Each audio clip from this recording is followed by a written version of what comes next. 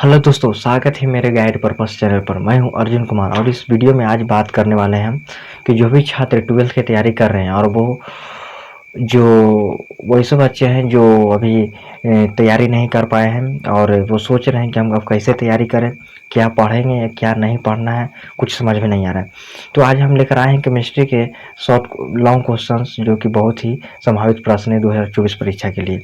तो आप लोग वीडियो को लास्ट तक देख लीजिएगा, स्किप मत कीजिएगा, ठीक है। तो एक एक करके सारे क्वेश्चंस आपको बताएंगे और आपको टोटल क्वेश्चंस देख कर जाना है और अपने आप मतलब और फिर बाद में आप लोग को क्लियर कर लेना है कि जितना सारे क्वेश्चंस आप लोग को बताएंगे फिर आप लोग को क्लियर कर लेना है, क्योंकि ये जो क्वेश्चंस जो बताएंगे आप लोग को गेस किया हुआ क्वेश्चन है जो 2024 बोर्ड एग्जाम के लिए, ठीक है। तो चलिए स्टार्ट करते हैं और एक एक करके बताते हैं आप लोगों को क्वेश्चंस। अगर चैनल पर नए हैं तो चैनल को सब्सक्राइब कर लीजिएगा और बेल आइकन को प्रेस भी कर दीजिएगा, क्योंकि इस चैनल पर आप लोग को परीक्षा से जुड़ी सारी जानकारी देते हैं, ठीक है। तो चलिए स्टार्ट करते हैं और एक एक करके सारे क्वेश्चंस बताते हैं और समझाते हैं। तो सबसे पहले क्वेश्चंस की बात करें तो सबसे पहले क्वेश्चंस आपके बीच आता है, फेरोचुंबकीय तथा पाराचुंबकीय में क्या अंतर है। फेरोचुंबकीय तथा पाराचुंबकीय में क्या अंतर है, ये क्वेश्चन आप लोग को 2 नंबर में पूछा था, 3 नंबर में पूछा है क्वेश्चन, अब 5 नंबर में भी क्वेश्चन से पूछा है। तो इस क्वेश्चन को आप लोग ध्यान देके चलिएगा, क्योंकि बहुत बारी क्वेश्चन पूछ चुका है बोर्ड एग्जाम में, तो इसको ध्यान क्लियर कर लीजिएगा और ध्यान देके चलिएगा। दूसरे क्वेश्चन की बात करते हैं तो दूसरा क्वेश्चन आपके बीच आता है, हिमांक के अवनमन से आप क्या समझते हैं। हिमांक के अवनमन से आप क्या समझते हैं। और इसी में एक क्वेश्चन और भी है, हिमांक के अवनमन संबंधी रॉल्ट का नियम लिखना है, ठीक, रॉल्ट का नियम लिखना है।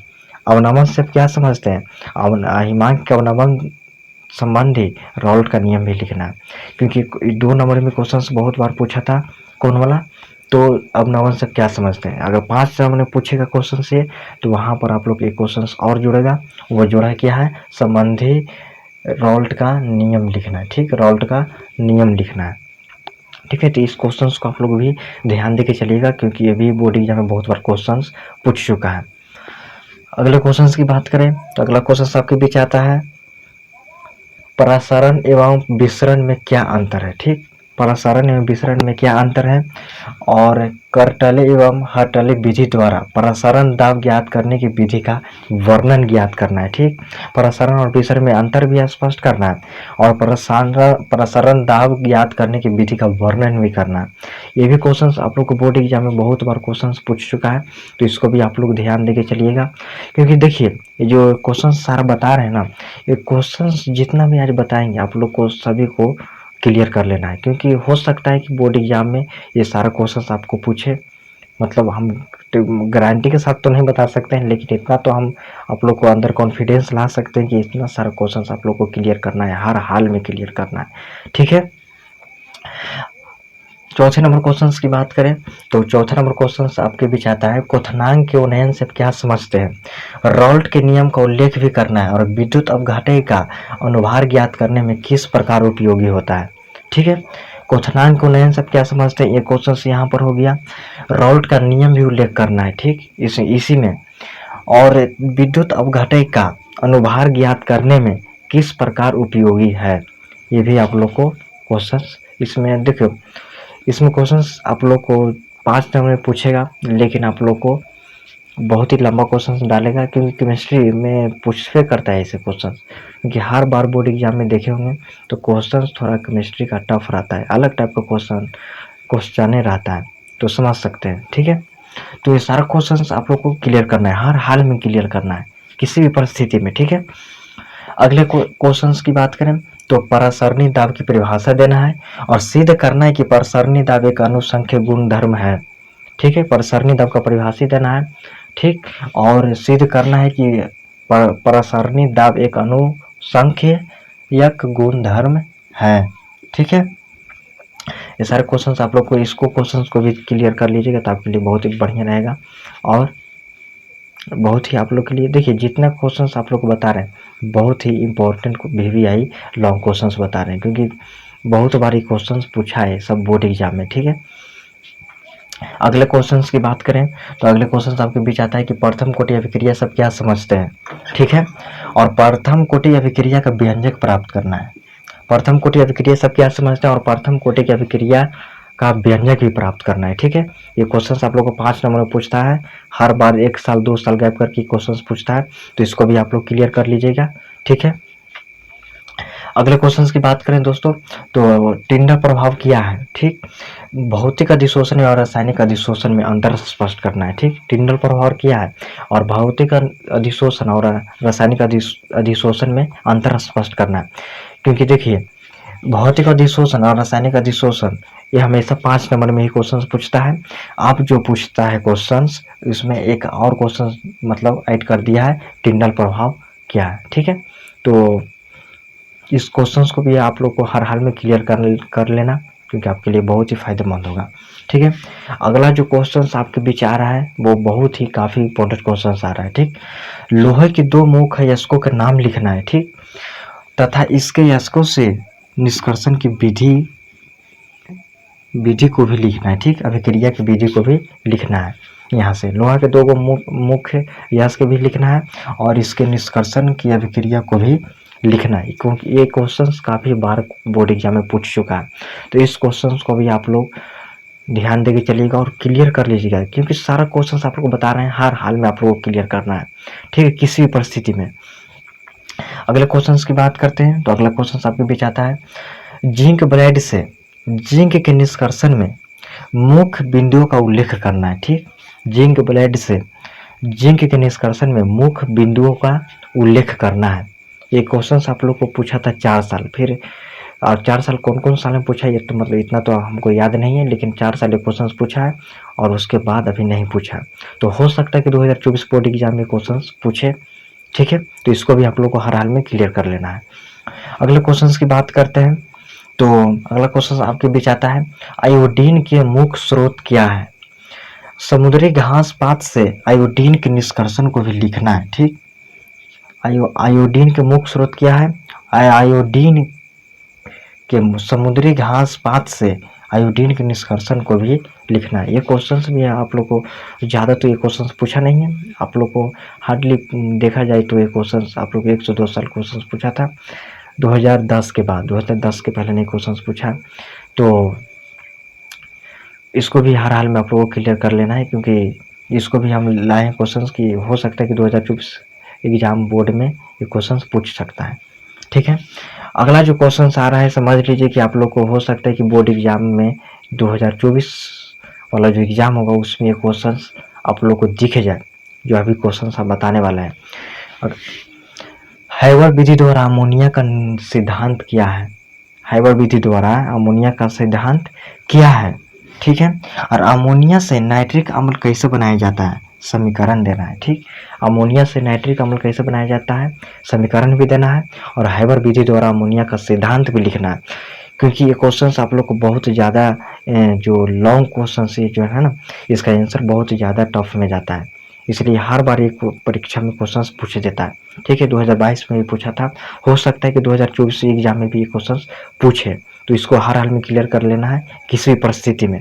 ठीक है, अगले क्वेश्चंस की बात करते हैं, तो अगला क्वेश्चन आपके बीच आता है, प्रयोगशाला में एनिलीन तथा इथाइल एमीन कैसे बनाया जाता है। प्रयोगशाला में एमीन तथा इथाइल एमीन कैसे बनाया जाता है। ठीक है, तो इस क्वेश्चन को भी आप लोग को क्लियर कर लेना है, क्योंकि इसमें 2 क्वेश्चन जुड़ गया। ठीक है, क्वेश्चन ऐसे ही पूछ सकता है आप लोग को, देखिए प्रयोगशाला में एनिलीन कैसे बनाया जाता है। ठीक, या तो क्वेश्चन ऐसे ही पूछ सकता है, प्रयोगशाला में इथाइल एमीन कैसे बनाया जाता है। और यहाँ पर हम दोनों क्वेश्चंस को जोड़ दिए हैं, प्रयोगशाला में एनिलीन तथा इथाइल एमीन कैसे बनाया जाता है। ठीक है, तो इसको भी आप लोग को क्लियर कर लेना है हर हाल में। अगले क्वेश्चंस की बात करते हैं, तो अमोनिया से नाइट्रिक अम्ल उत्पादन के सिद्धांत का उल्लेख करना है। ठीक, अमोनिया से नाइट्रिक अम्ल का उत्पादन का सिद्धांत का उल्लेख करना है, क्योंकि ये क्वेश्चंस आप लोग को 6 साल पूछा था ये क्वेश्चंस, उसके बाद क्वेश्चंस नहीं पूछा है। 2018 तक ये क्वेश्चंस पूछा था, उसके बाद नहीं क्वेश्चंस पूछा है। तो इस क्वेश्चंस को आप लोग ध्यान देके चलिएगा और क्लियर कर लीजिएगा। हो सकता है कि 2 से 3 साल गैप हो गया तो 2024 एग्जाम में ये क्वेश्चंस आ सकता है, तो इसको भी आप लोग को क्लियर कर लेना है हर हाल में। अगला जो क्वेश्चन आपको बता रहे हैं ये क्वेश्चन आप लोग को लायोफोबिक कोलेआइड या लायोफिलिक कोलेआइड में अंतर स्पष्ट करना है। लायोफोबिक कोलेआइड एवं लायोफिलिक कोलाइड में अंतर स्पष्ट करना है। ये क्वेश्चंस आप लोग को 2 नंबर एग्जाम में पूछा था, ठीक है, 3 नंबर में पूछा है, 5 नंबर में ये क्वेश्चंस पूछा है। तो अब जो क्वेश्चन से पूछता है, 5 नंबर में क्वेश्चन पूछता है, क्योंकि 2 नंबर में क्वेश्चन नहीं आता है, ठीक है। तो इस क्वेश्चन को भी आप लोग क्लियर कर लीजिएगा, ठीक है। अगले जो क्वेश्चंस की बात करते हैं, अगला क्वेश्चन आपके बीच आ रहा है, वो है निम्नलिखित की परिभाषा देना है, ठीक। और इसमें कौन कौन से किस किस का परिभाषा देना है आप लोग को देख लीजिए। अभिक्रिया की कोटि, ठीक है, इसका भी परिभाषा देना है, ठीक। फिर उसके बाद है अभिक्रिया की आणविकता, फिर इसका परिभाषा देना है। फिर उसके बाद है देहली ऊर्जा, ठीक, देहली ऊर्जा का भी आप लोगों को परिभाषा देना है। इतना परिभाषा देने के बाद आप लोग को 5 नंबर मिलेगा, ठीक है, निम्नलिखित।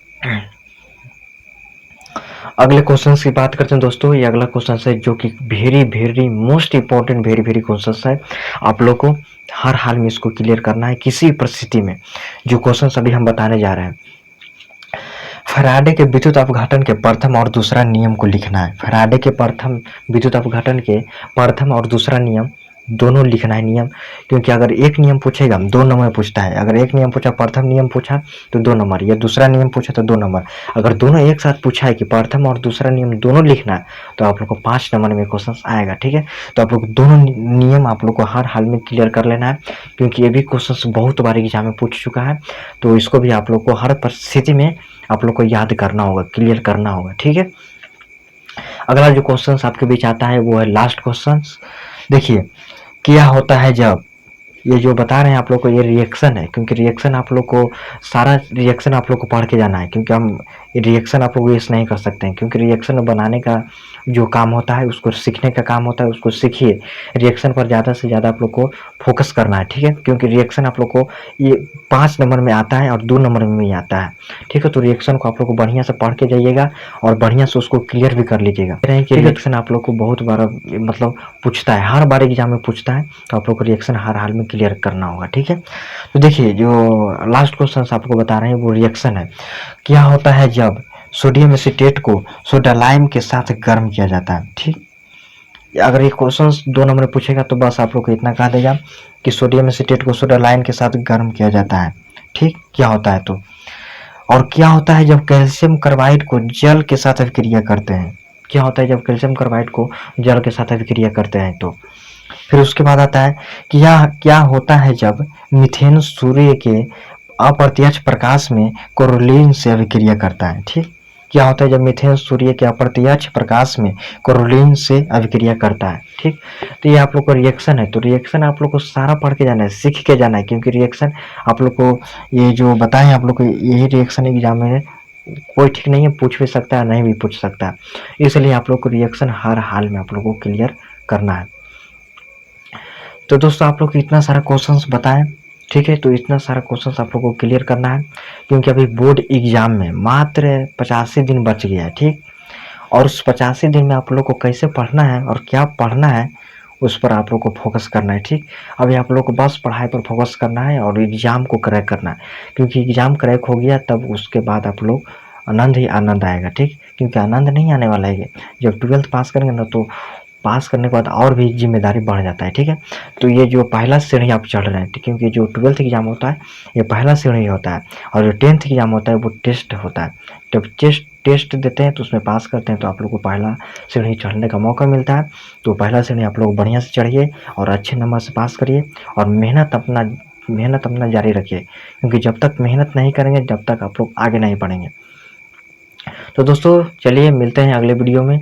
अगर वीडियो आप लोग को अच्छा लगा होगा तो लाइक कर दीजिएगा, और चैनल पर नए हैं तो चैनल को सब्सक्राइब भी कर लीजिएगा और बेल आइकन को प्रेस कर दीजिएगा।